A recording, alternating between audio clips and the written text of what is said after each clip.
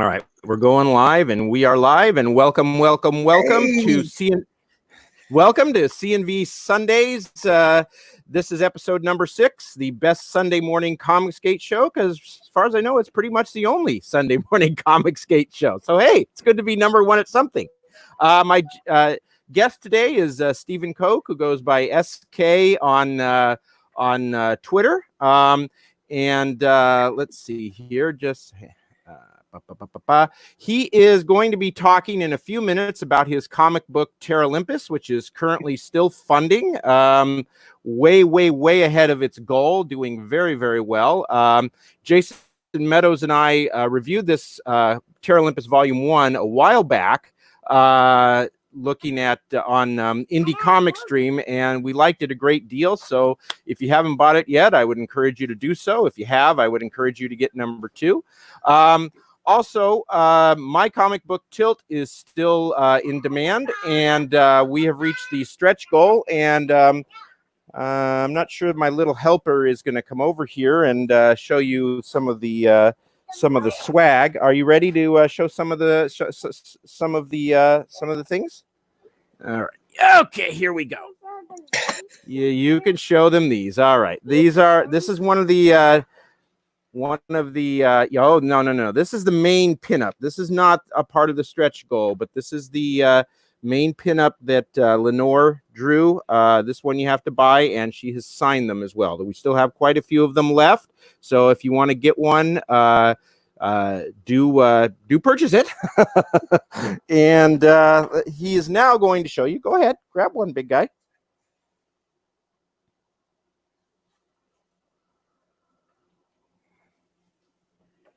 And here is one of the pinups for the stretch goal. It's the virgin version of the standard cover. And yeah, yeah. And let's see what else we got here. There should be another one around here somewhere. Here we go. All righty. Want to help hold this one up? My son gets to keep the some of the disposed. Yeah, he gets to keep those. He does not get to keep these because these are not obviously age appropriate. But this is the other. Yes, you do. But this is the other pinup you will be getting. This was drawn by a fan by the name of Arch Cider, and I liked it so much that. Hello, guy from Red Bank. I liked it so much. I said, let's talk about a price because I want to make it part of the stretch goal. And we did, and it's just come out beautiful. And just to let you know, I start shipping on Tuesday. Okay, I am starting. I've printed out a whole bunch of labels for the Gemini mailers. Which, yeah, here's some of the Gemini mailers. Haven't folded yet. That begins. Let me see. Where's the label? There it is. Gemini mailer, and we start folding this evening. Folded up a bunch of. Okay, you all done now? Well, no, they're all the same. We don't need to see anymore, buddy. Well, you go get them, and we'll take a look. Okay. My little attention hound. At any rate, yeah, they are going to start shipping on Tuesday. I anticipate it's going to take about a week to 10 days to get them all shipped. But yeah, we are ready. I'm ready to start packing. I realized I didn't have any masking tape yesterday. And if you're going to tape the comic books into the Gemini mailer, you really want to use masking tape from what I've been told. You don't want to use other kinds of tapes because it'll rip the bag. Masking tape, though, comes off a lot easier. So at any rate, that's on the to-do list for today. And then I start packing them up, and we're pretty much ready to go. The what else is deck of cards that came in too. 54 card. I don't want to use that one because it's still 54 card poker deck. Very nice. And see, get my hand off of there we go, with a nice tilt image on it.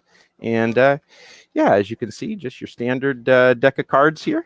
All right, so those will be shipping as well. Yeah, we're pretty much good to go. So if you back it today, you will be getting it pretty quickly. All righty, let's move on now to to all those celebrities out there that are really vital, I think, to really our salvation, if you ask me. Yeah, let's go to share audio. And yeah, this was put out by the NAACP. So let's enjoy. Sarah Paulson looking very, very serious. I take responsibility. I take responsibility. I take responsibility. Who is that? I take Who is that? That was Jesse Pinkman before. From I know who Breaking Jesse Bad. Pinkman is. I think this is Kirsten Bell, but I don't know. I don't know who that is. I'm dating myself. I turned 50 like a month ago. I don't know half these people. I know who that is. No matter how big or small. Every time I don't know who that is. Every time I explained away. The luckiest actress in Hollywood based on her talent, with the possible exception of Brie Larson. I take responsibility. Yeah, thanks. Black people are being slaughtered in the streets. They are? In their own homes. These are our brothers and sisters, our friends, our family. Don't know who that is. We are done watching them die. Are you? We are no longer bystanders. No. We will not be idle. Enough is enough. Thank I will God. no longer allow an unchecked moment. I will no longer allow racist, hurtful words, jokes, stereotypes, no matter how big or small, to be uttered in my presence. I just out of curious, Stephen, when do you think was the last time anyone actually said a racist joke in front of Stanley Tucci? I mean, when do you think the last time anyone ever, if this is, I mean, I don't know. I live here in America. I can't even remember the last time I heard a racist joke. It's pretty rare that people say that. All right. And I imagine someone like Stanley Tucci, you don't say that around him, or you're not around him anymore. I mean, really, when do you think was the last time? I bet it's been a little while. I bet too. Turn a blind eye. No. Going for a jog should not be a death sentence. Sleeping in your own home should not be a death sentence. It's not a death sentence. Most people can go to a job and sleep in their own home without having to worry too much. Playing video games with your nephew should not be a death sentence. Shopping in a store should not be a death sentence. Business as usual should not be life-threatening. I stand against hate. I stand against hate. Oh, thank God. I was really worried about that. I stand against hate. I will stand against hate. How do you stand on virtue signaling? I will make my presence known. And killer cops must be prosecuted. They are murderers. We can turn the tide. I kind of agree with that. Actually, I do agree with that. Hey, Daddy. Call out hate. Step up. Daddy. Action. Ah, so dramatic. Daddy. Yes, Charlie, we're doing something else here, big guy. Doing this thing. What are you doing? I tell you, Before Stephen. you jump back, you should see the up and down votes on that one. It's crazy. Oh. Yeah. Hang on. You missed that one part. Okay, let me bring it back up again. Yeah, it was it was not. I remember the. Oh my God. Yeah. I won't spoil it. I would like you to show it. God. Actually, I'm gonna put these pictures back.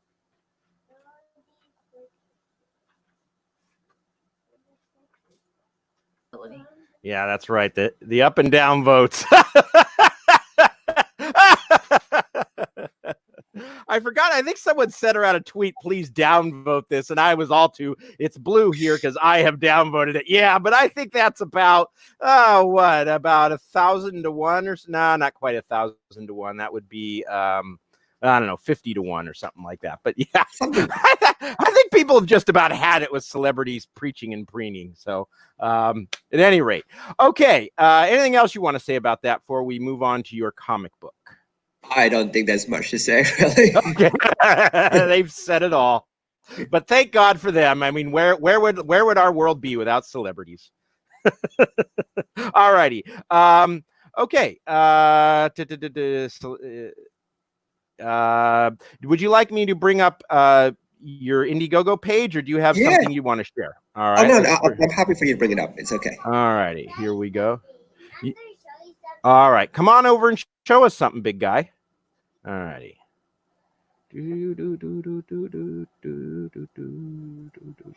All right, shall we play the video here? Yeah, yeah, go for it.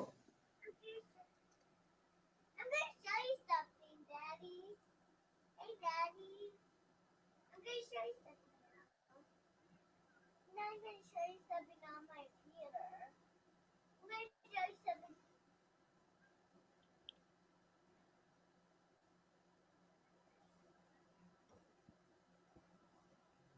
Nice.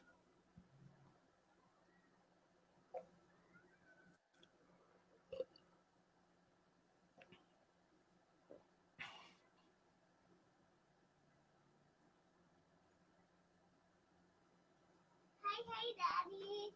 I'm gonna show you something. Daddy, I'm gonna show you something. I'm gonna show you something on my computer. Daddy! Daddy! Let me show you.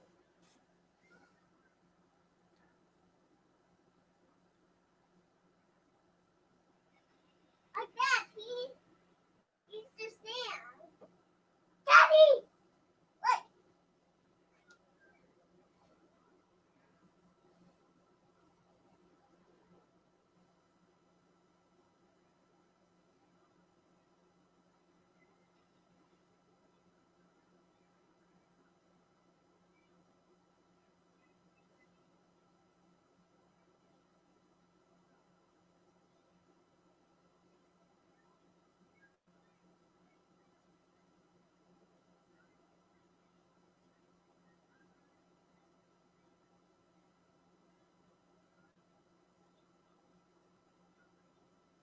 Nice. Very nice. I like it.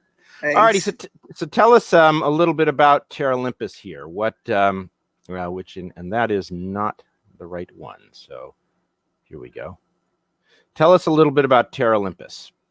Okay, so look, it's a dystopian sci-fi where basically Earth is out of the picture, and all of humanity now lives aboard the space station Terralympus. The main catalyst event is Mia is an engineer. She works, on the station, and the station I did it using a lot of real world technology, a lot of closed loop systems.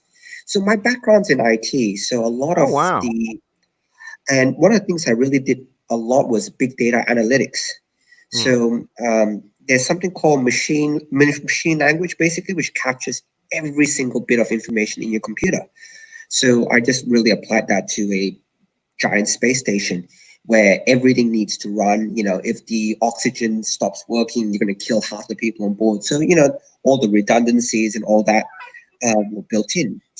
And so what happens is, she's an engineer, she fixes things, and then she finds out there's something not quite right with the way the data is being represented. She doesn't know quite what it is, but the more she pulls on that one thread to find out what's wrong, it just sets off a chain of events where she gets caught in the middle.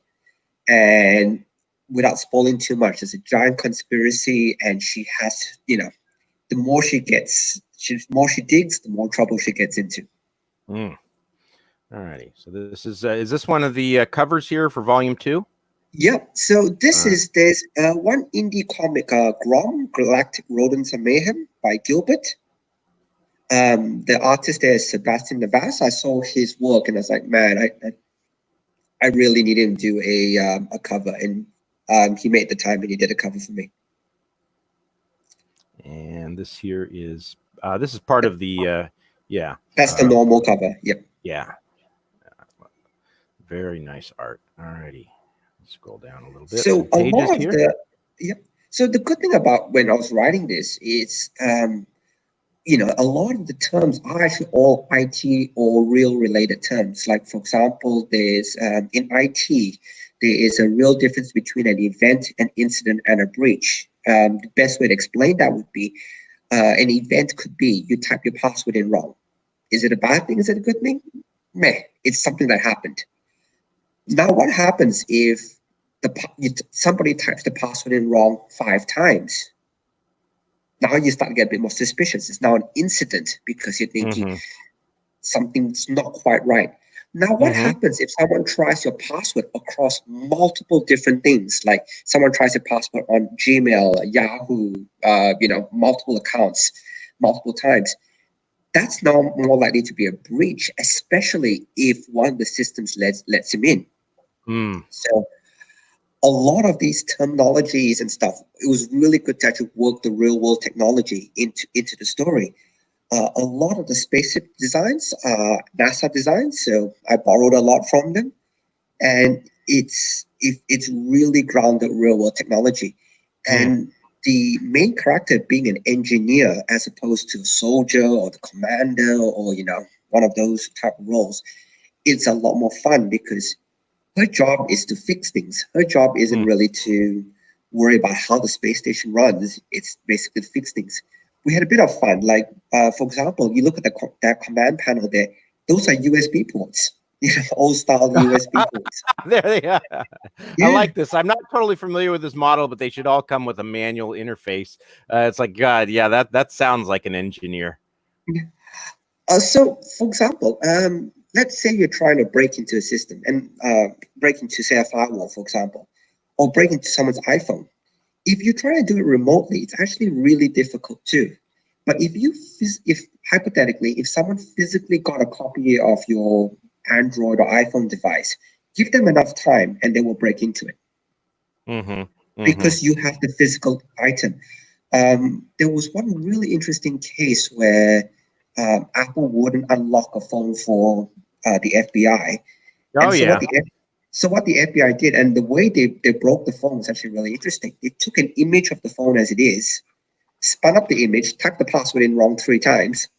The image died, spun up another image, tried it again, and kept repeating until they got access to the phone. It just takes time. But so we actually built a lot of these things just on real world technology.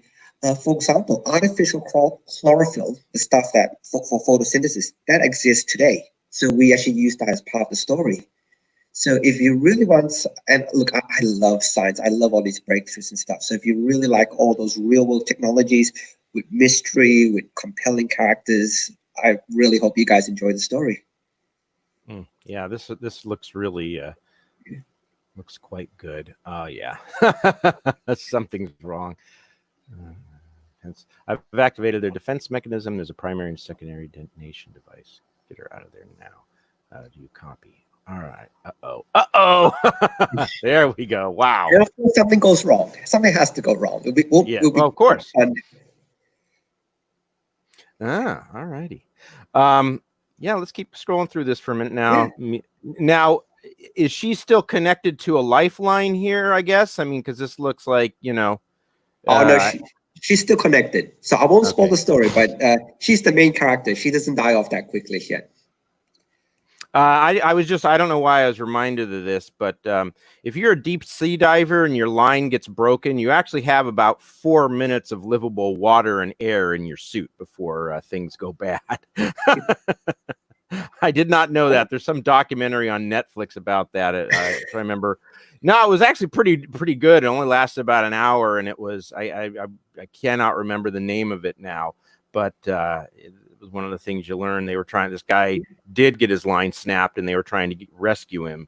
And was it Last Breath? I think was the name of it. Really good documentary. I'm gonna check it out. That sounds interesting. Yeah, no, it only took about an hour, and it's really. I mean, it was basically what happened here. They were trying to they were on this oil platform trying to fix something, and the ship got into a storm, which isn't necessarily a bad thing, but the problem happened is that the navigation system on the ship went kaput.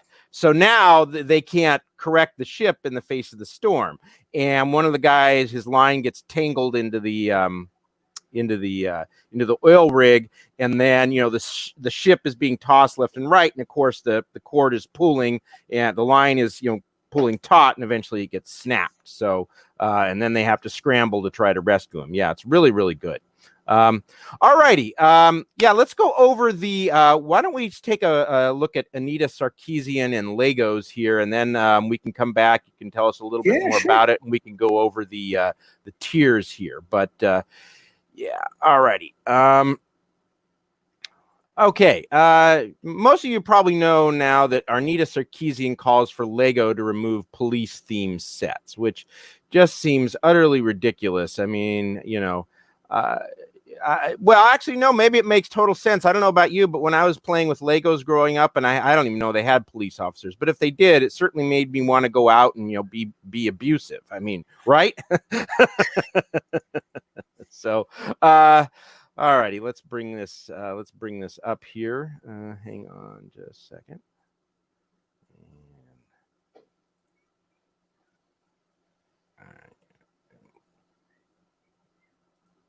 Yeah, here we go. Okay, yeah. So she called for Legos to remove police theme sets.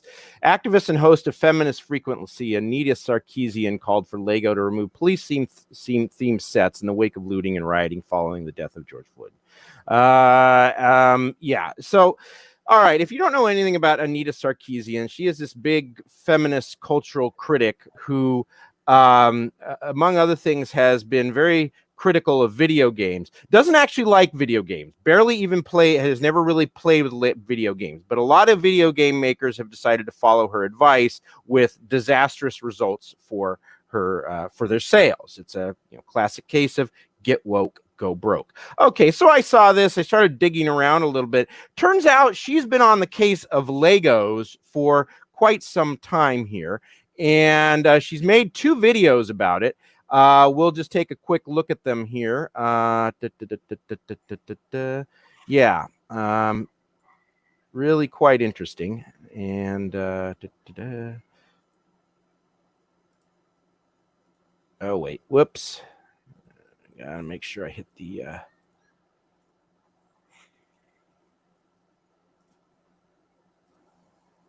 All righty, here we go. Okay. Kids, look, a whole new world to build. Legos are one of the most fantastic and creative toys ever. I mean, check this out. It's a Lego Stegosaurus. It even has light up eyes. I'm willing to bet that is the first time she has held a Lego since she was maybe age 7. What do you think? You want to bet $10 on that, Stephen? I can bet she didn't make it as well. I bet you somebody else made it for her as well. Oh, I bet that's true too. Research has consistently shown that playing with Legos accelerates childhood development and is upheld as a gateway to math, science, and engineering fields, promoting spatial memory, spatial design, and of course, imagination. Sadly, as a consequence of Lego's decision to design and market their products almost exclusively to boys over the past few decades, girls have been largely left out. So when the Lego Group announced that they were committed to expanding the Lego experience for girls in 2012 in a significant way, I was excited, but a little skeptical. Here's what Lego had to say. We actually see ourselves as duty bound to find a fantastic Lego experience for girls. We are passionate about what the Lego experience does to children around the world. I mean, the development, great experience, ability to concentrate, and it's just not good enough that we cannot do something which is really appealing to girls and delivering that same great experience. Lego claims to have spent millions of dollars and 4 years doing intensive research on this endeavor, and they've even budgeted $40 million to market to girls globally. So with all that, what has the company done to integrate girls back into the Lego experience? New Lego friends, welcome to beautiful Heart Lake City. I'm Stephanie. I'm going to a party at the new cafe with my friend Olivia. That's me. I just finished decorating my house. Time to chill with the girls. At the beauty shop, Emma is styled and ready to go. This is gonna be so much fun. Welcome to the world of Lego friends. New Lego friends. Oh no. So where do we even begin? This new Lego collection features 23 sets that focus on the lives of 5 friends: Mia, Emma, Andrea, Olivia, and Stephanie, who all hang out and have fun in some place called Heart Lake City. Not to be confused with the regular Lego City, which is Lego's longest running theme. No, Heart Lake City is a pastel-colored, gender-segregated, stereotypically female suburban paradise. And to make it The absolutely horror. clear that these sets are for girls, they've covered everything in pink and purple, from the branding Yeah, to the so? boxes to the bricks themselves. Another way Lego has segregated the Friends theme from the rest of the Lego universe is by creating a brand new Lego person. The traditional Lego characters, or minifigs as they're called, have become a recognizable icon worldwide. The minifigs are the centerpiece of the entire LEGO universe, featured in their video game and movie franchises, extended merchandise, and even in their theme parks. By contrast, the new Bratz Barbie-style Lady Fig, or mini doll, featured in Heart Lake City, is taller, curvier, and they wear little skirts. By essentially making the mini dolls an I don't entirely know. It's definitely taller. I don't know how much curvier that is. I mean, I don't know. A little bit, maybe, but it looks pretty just straight up and down, you know, flat to me. I mean, I don't know. What's your opinion on that, Stephen? I know. Look, I collect Lego. I play a lot of Lego. So I've also got a daughter. And it's not, and the whole point about it is, I don't make her buy, you know, when I pick out a set to play and she picks out a set for her to play, I don't actually say to her, you have to buy this one or you have to buy that one. You kind of and you've got a son, you let the kids go to the toy shop and you let them explore and discover what they want. I'll be really honest with you. The reason why my daughter likes Lego Friends, the Friends series, is because she relates to the girls that are there. She sees 5 girls who are friends, and she goes, you know what? I go to school. I've got a bunch of girls who are my friends. I'll get that. And it's actually really disingenuous what she's saying as well, because the Lego Friends series also has submarines. It has all this, you know, sure enough, it's got some of the houses and stuff like that, but Lego City also has that.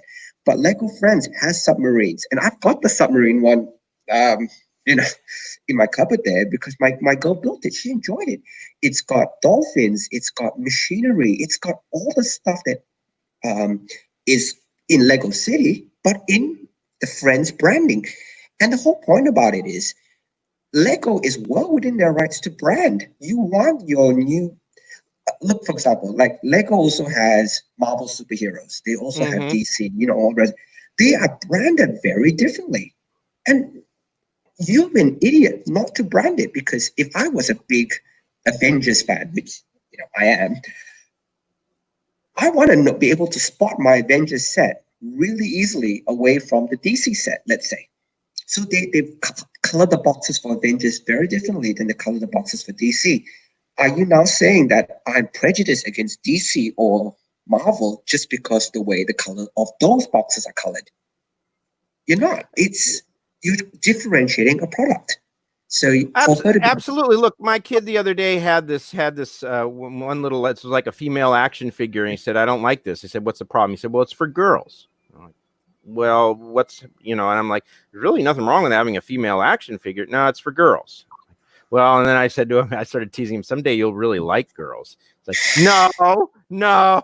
It's like, look, I didn't teach him to do that. He's played with girls before at his play places. I mean, he's, you know, that's what boys are into. You know, John, we have a journalist here in United States. You probably heard of him, called John Stossel. And he said that when he had his daughters, he tried to give them balls to play with like boys. And what did they do? They took their little magic markers and drew smiley faces on them.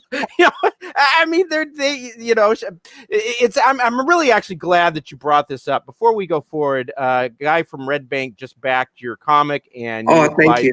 Thank you for the support. Yes, thank you very much, sir. Very nice of you.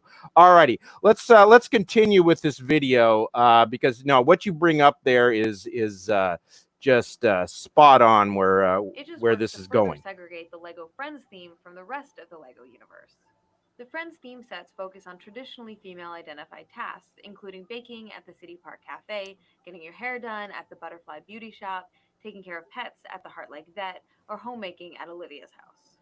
Out of the initial 14 offerings, the only set that breaks out of this mold might be Olivia's Inventor's Workshop, which would be really awesome if it weren't for the inexplicable decision to make all of her tools purple. There's nothing inherently wrong with pink and purple. I'm sometimes fond of these colors. Obviously, pink and purple are just 2 options out of the rainbow of brick colors available in the Lego universe. The problem is, pink and purple hardly ever appear in the sets marketed to boys, and Heart Lake City is dominated entirely by these soft pastel colors. There is also nothing inherently wrong with Lego sets that include places to live, places to eat, beauty salons, entertainment venues, etc. These are all establishments you'd expect to find in pretty much any city. But here is where Lego starts to go horribly wrong. First, the activities featured in the Friends theme, such as baking, cooking, caregiving, homemaking, decorating, hairstyling, are rooted in deeply stereotypical and limiting roles for women in children's toys, and sadly, in society in general. Second, these types of establishments only exist in the girls' world of Heart Lake City.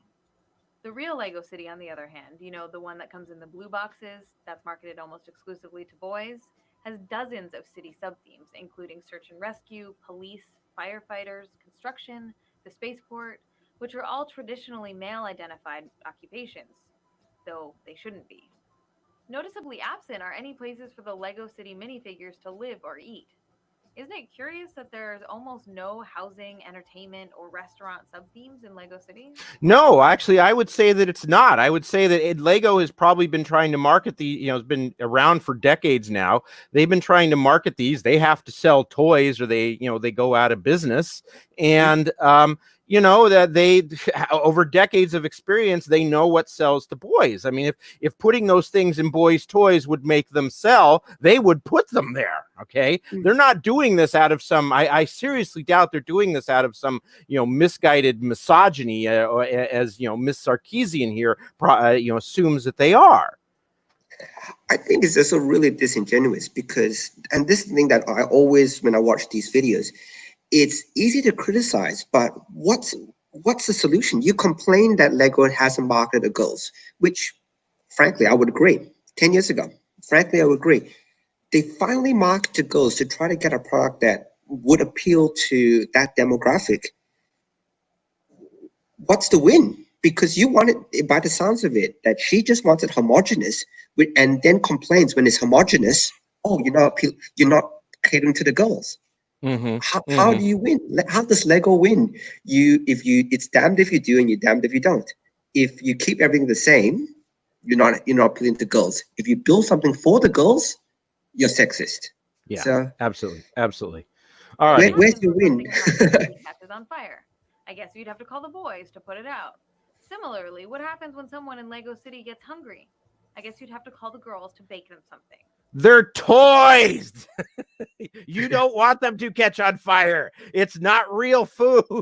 Come on. This is just absurd. Now you may be thinking, yeah, it is kind of absurd, although probably not in the way she thinks. Yourself that kids don't have to follow the instructions. They could build whatever they want out of the Lego sets. Girls could build spaceships out of the beauty salon, for example. The problem is that the Friends theme was developed from the ground up based on a story of 5 friends, and everything that girls are meant to do with the set revolves around that specific story. This severely limits the possibilities of what most girls will do with the sets. And there's nothing in the rest of the Lego universe that will encourage girls to think outside the gendered walls of Heart Lake City. It seems as though Lego is convinced that boys and girls just naturally have different interests. The Lego Group CEO said, "We focused on creating a play experience centered on the joy of creation while heeding the way girls naturally build and play." Using the language of natural or nature in reference. But they do have different interests. I mean, like you were just saying, you take your kid to the toy store. You don't lead them around by the hand. If you're a good parent anyways, you don't. You let them explore some. And they're going to gravitate to certain things. I mean, it's not, this is not, this used to be just, yeah, that's what they do. Now it's, oh, no. We must be socially, we've created this social construct known as gender, and we're just reinforcing it on our kids. If a girl goes and throws a baseball, no, hand her a doll because she can't play with the baseball. If if my son plays with a doll, no, get him a toy gun because no, I don't do that. All right. He's gotten, he has a dozen of those little shooter guns, the ones with the little Nerf darts. He saw other kids playing with them, including some girls. He loves those things. Okay. It's not anything that we forced on him, My girl loves Nerf. Like she really, I get hit the most, but she enjoys it. And but the whole point about child development, child play, and I think from what you've said, you understand this as well. You let them do their own thing. They go to, if my girl goes into a toy shop, she'll grab a basketball, she'll bounce it around for it. I don't stop her. It's, hey, you look at what you want. Or she grabs a Nerf gun, whatever. I don't stop that. So I don't enforce anything. But for you to go to a corporation and say, hey, look, you can't do this, it's like, it doesn't make sense. Let there be variety. Let there be a whole bunch of different options. And if the kid likes what they like, let's say if my daughter wanted a space Lego set, great, pick it up, grab it. If she wants a friend's one, great, pick that one up. I'm not forcing it on her. It gives her options. And oh man, it's look. She's not giving any solutions here. She's saying, oh, the girls can't play with the boys ones. They're more than Michael takes my Avengers toys and plays with them all the time. Nothing's stopping her from doing that. And she builds but the question is, when they're in the toy store or they're getting, or a store and looking at Legos, do the girls gravitate toward the Star Wars stuff, or do they gravitate toward the Friends stuff? And before the Friends stuff, did the girls gravitate toward the Star Wars Lego and all the, the Lego City, or do they say, no, don't like this, and they wandered off toward other toys? And if you're the Lego company and you see this happening, you're like, I don't want them buying other toys. I want them buying my brand. How do we do that? I mean, that seems to be what Lego tried to do, started to do prior to 2012, was to look at, how do we get those customers, because they're not doing it, because, nothing says they can't play with police officers. Nothing says they can't, build a Star Wars thing. I mean, they just weren't going for it, but at any rate, all right, let's get back to this. Infers that girls are biologically predisposed to like dolls and pink things. As noted by Peggy Ornstein in her book Cinderella Ate My Daughter, if we look to the turn of the century, this gender color dynamic was actually reversed. I like that she's actually wearing pink as well. I love that. Well, she mentions that. Yeah, I know. I just love. It might be hard to believe, but you can look it up. Okay. This demonstrates now. This is what was I found very interesting about this thing, that at the turn of the century the color scheme was reversed. Pink was for boys, blue was for girls, and therefore that proves that the color scheme is just a social construct. Really? Well, that leads me to the question: why did it change? Why do we now do blue for boys and pink for girls? Was it because back when they were doing it reversed, the kids were growing up and the boys didn't like the pink and they gravitated to the blue, and the girls didn't like the blue and gravitated to the pink? I mean, or, that would be my guess why it changed. Because, it wouldn't be the first time that society got something, wrong in general. And we eventually changed it because, people made different choices. The boys started to gravitate toward the blue, the girls gravitated toward the pink. And that's what, I doubt that was just enforced on kids. Okay, the boys have to wear blue and the girls have to wear pink. I suspect it's because, that they, sounds to me at the turn of the century, they were trying a color scheme. It didn't work and they reversed it because that's my guess. I don't know. But she doesn't address that. She just assumes that this is proof that gender is a social construct, when in fact it might be proof that gender is biologically based. Sorry, I'm on a tear here. There is a really famous, and I think I hinted this to you prior to today. There's a very famous Canadian psychologist, Jordan Peterson. Oh yeah, and he makes perfect sense when I listen to him. He really does. It's all about, and look, I have a daughter, and I want her to have every opportunity out there. Every part. She wants to be a scientist, go for it. She wants to lay bricks, for example. Go for it. I don't care, as long as it's something that's worthwhile to her and makes her happy. She wants to be a plumber. What do I care? But what I think is really important, and what Jordan puts out forward, is equality of opportunity, not equality of outcome. And that's, I think, where probably Anita misses that point really clearly. Because if you want equality of outcome, well, we need to make 50% of all our bricklayers female. We need to make 50%. Well, that's the thing. They never say bricklayers. It's always, tech people and lawyers and so forth. It's never bricklayers or garbage collectors. It's never those jobs. Let's pull the, go right back. Equality of outcome. We need to get more female bricklayers, female garbage collectors. why? And the whole point about it is, so I want my daughter to have equality of opportunity in the respect that whatever she wants to do, there is an opportunity for her to do so based on her merit. If she's smart enough, if she's good enough, if she's strong enough, depending on the job, I wish her all the best, and I will support her whatever she does. Sure. But I'm not going to get mad at her if she decides, you know what, I'm going to be a housewife and raise kids. That makes me happy. Oh man, that would make me happy that she's found something that makes her happy. But what they found, and this is what Jordan Peterson found, and this is just pure psychology, in the Scandinavian countries where it has the biggest equality of opportunity. So you've got, everybody on the most level playing field in those countries. As a gender, people gravitated to different jobs.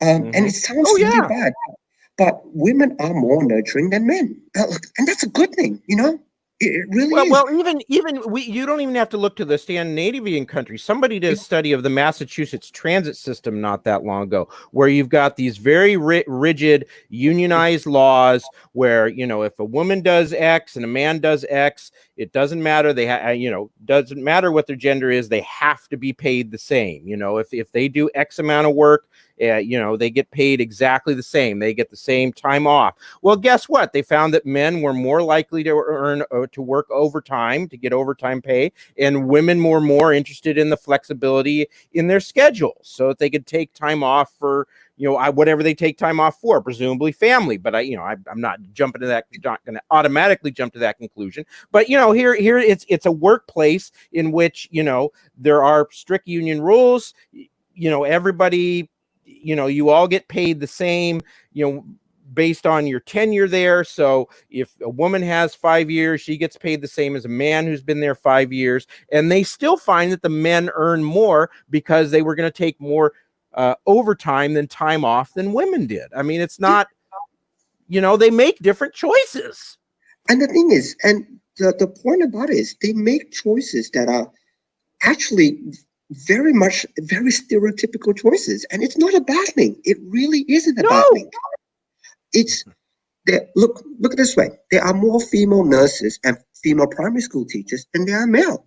Is that a bad thing? Do we need to get more male primary school teachers? I don't know. I really don't know if it's a good thing or a bad thing. But it's equality of opportunity, not equality of outcome. I'll give you this is anecdotal, not based on research. I used to work for a multinational, of which I used to be in charge of all the graduates when they came through, fresh out of uni. They came to me, we got them trained up. There was this one woman who basically started, and she was brilliant. You get a batch of people who start, and some of them are okay, some of them are not so good, but she was really brilliant. I actually was very proud that I could promote her from where she was to a pretty senior role within 2 years. What happened though is she made the decision she was married at the time, to have a kid. So she had to step out from the job for about a year, give or take. And then when she came back, she could only come back part-time because, she still wanted to, be around. And all power to her. Like, I've got nothing wrong with that. She came back part-time for a couple of years. And then after about 4 or 5 years after the kid, she then decides, I want to come back full-time. By the way, she was a good friend of mine. So I actually asked her, oh, maybe your husband could do it. She's going, no, I want to do this. It was her choice. She actually said, I want to do this. But the whole point would be the graduates, and this is both female and male graduates who were not as good as her. They weren't as good as her, but who basically worked the whole 5 years full-time after hours, doing the crap jobs, the 2 a.m. call-outs and all that. When she came back full-time, they made it to mid-management already, and she wasn't there. But the whole point is she understood that.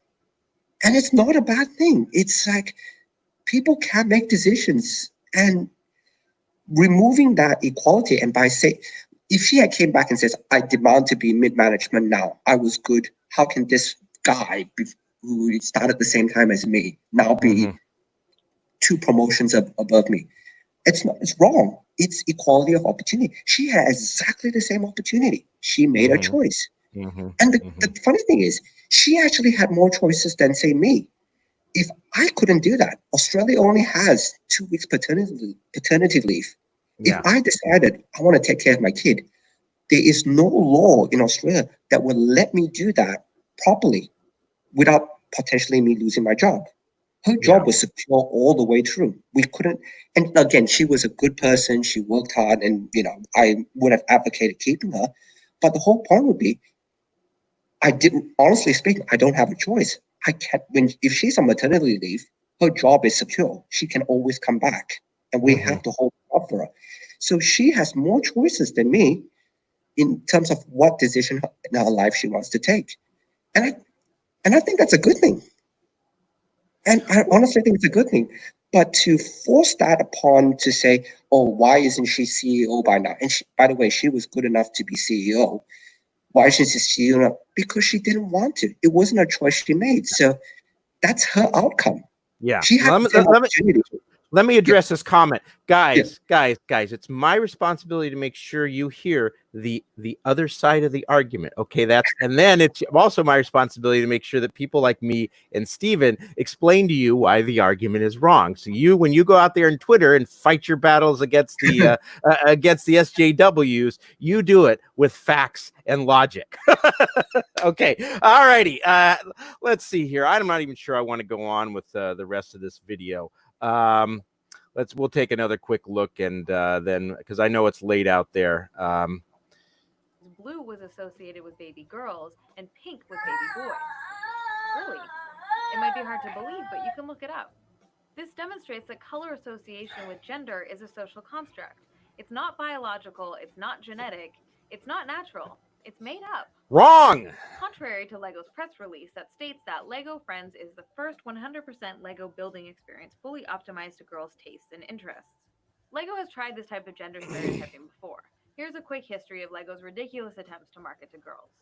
In 1979, LEGO released Scala, a jewelry making kit that featured little plastic pieces with birds and flowers painted on them. In 1992, LEGO released the Paradiso Collection, which to their credit was meant to fit together with the larger town theme, which is now renamed City.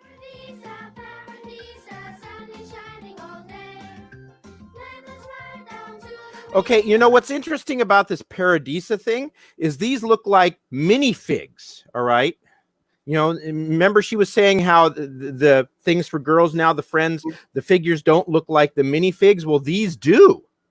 And I wonder, wonder why Paradiso isn't around anymore. I mean, Lego says, I was looking over their annual report, and they say that like 60% of their products each year are new products. You know, there's a lot of products that don't sell, and so they're constantly trying to replace ones that do.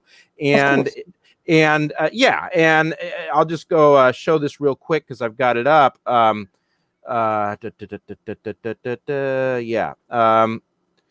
The annual report here says that the top selling themes in 2018 were Lego City. All right, that one's lasted a long time. Lego Technic, Lego Star Wars, Lego Friends. Okay, so Lego Friends is number 4. It's been out since 2012. Clearly, they have a hit here. All right, one that's been going on, been selling. I'm willing to bet one of the reasons that they decided to do the little Lego figures different for Lego Friends is that in Lego Paradiso, it probably didn't work out.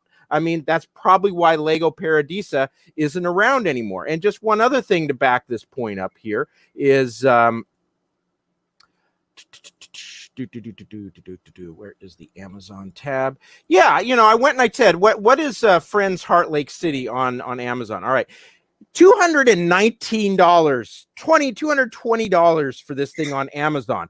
Only 10 left in stock. Order soon. There was 11 left in stock when I first brought it up this morning. All right.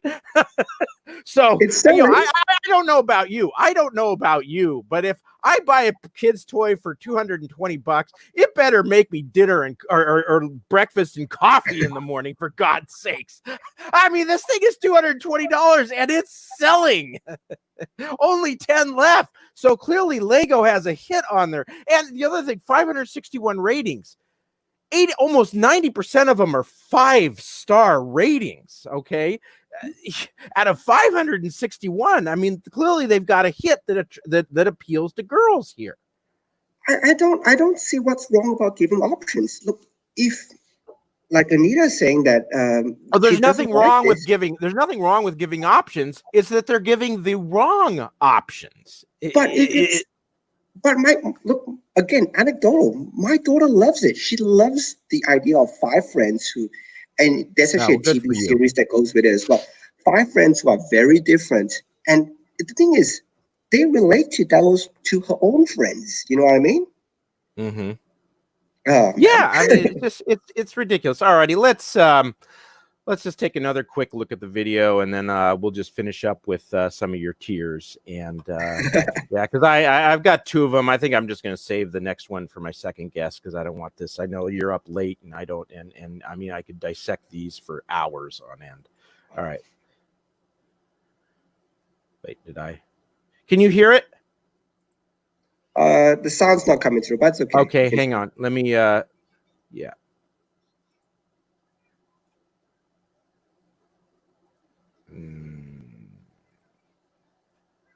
Poolside Paradise. We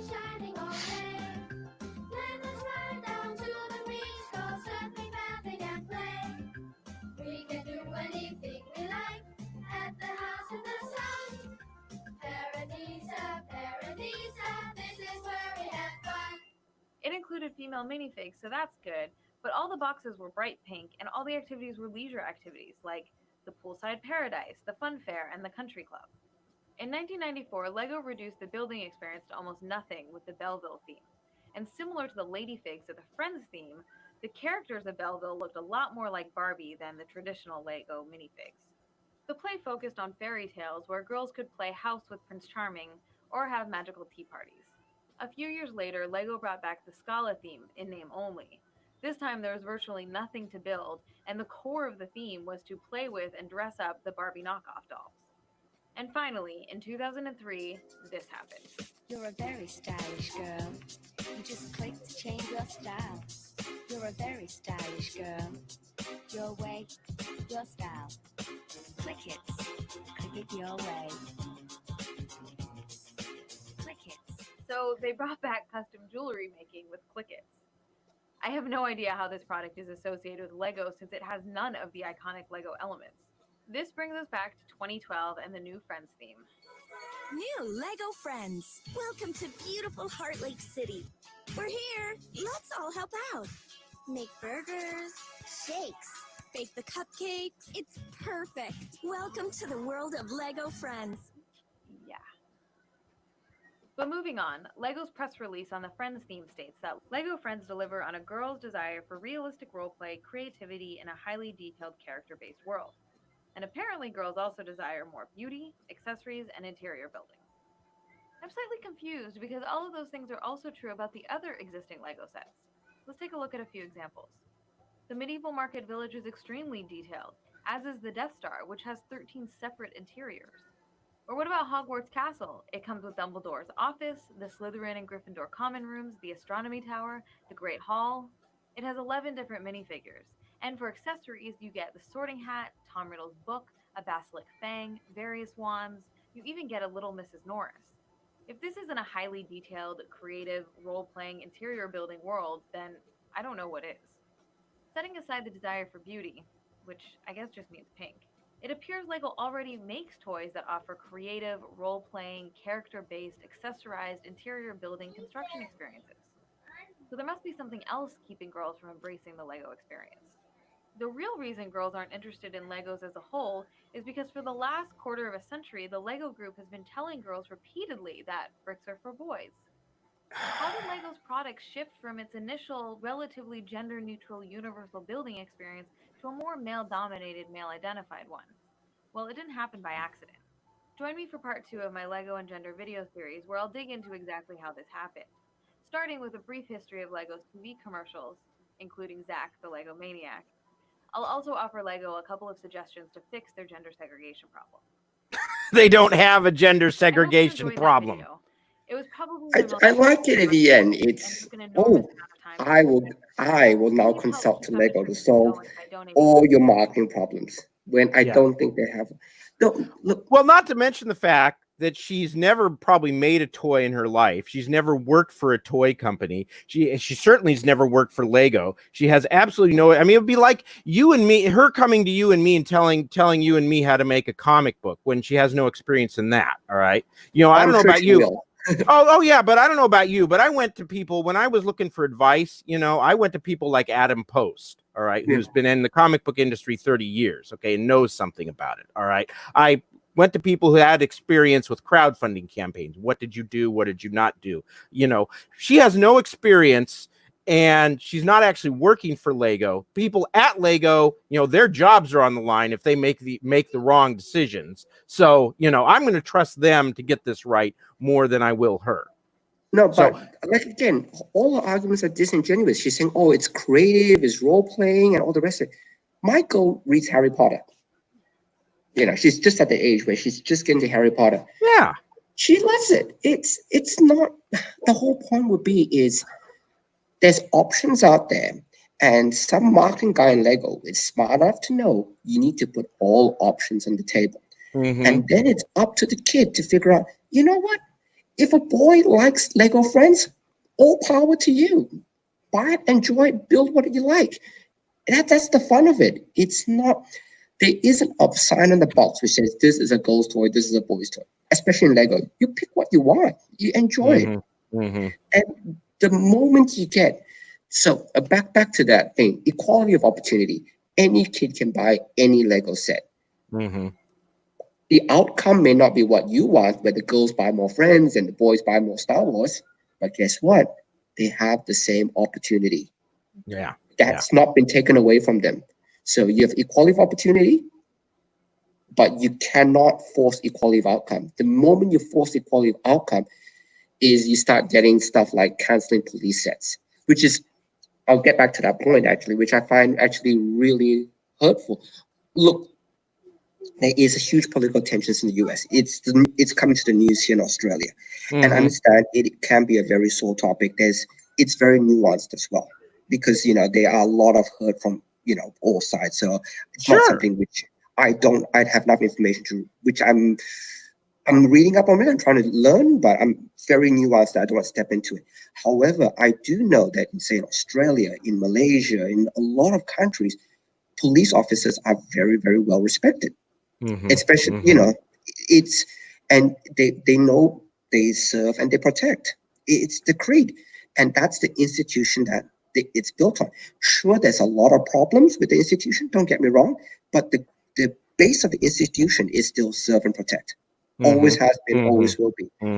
Now you're saying you're going to throw the baby with the bathwater, chuck them both out at the same time and just go, you know what? We don't like cops right now. We're going to trash cops for everybody in the world. Because Lego is worldwide. We're going to trash cops for everybody in the world, where in lots of parts of the world, they are well respected. And I don't want my son growing up thinking police officer is not a respectable profession. It is, and I'll just this is we're getting a little far afield here, but I just my concern is that whatever reforms go through Congress here in the next couple of weeks is that they will make it actually harder for police officers to do their job at the expense, which comes mostly at the expense of high crime areas. Those areas are going to experience even more crime. I'll give you a quick example here. You probably remember 2014 when we had Michael Brown and Ferguson.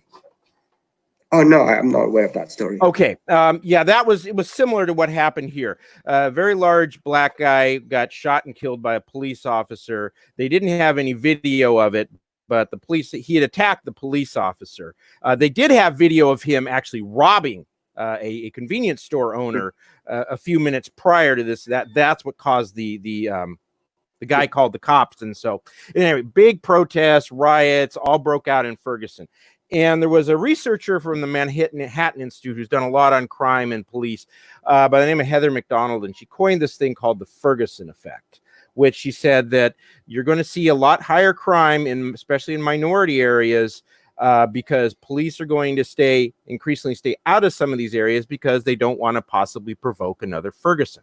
And everyone mocked her until we got the 2015 FBI collects crime statistics all over the U.S. The number of murders, black homicides, had increased from about 6,000 to 7,000 from 2014 to 2015 in 1 year, because police, I'm sure there were more than one reason, but it has to be one big reason is police. Charles, we're going to be finished here in a minute. Is that police backed off policing, and that's I'm afraid that's what's going to happen. When these reforms go through Congress in a couple of weeks, there's just such a huge push, and in times like this, it's just so easy to get things through Congress that are such bad ideas. So, at any rate. Thus endeth the rant. Why don't we end this now? We'll go back over your tiers real quick. I know you've been up late, and just real quick, Red Guy says he's rarely goes on Twitter. Red Guy, you're a guy from Red Bank. You're very smart. All righty, let's go back to Terralympus here, because my native over here is beginning to get a little restless himself. So, all righty.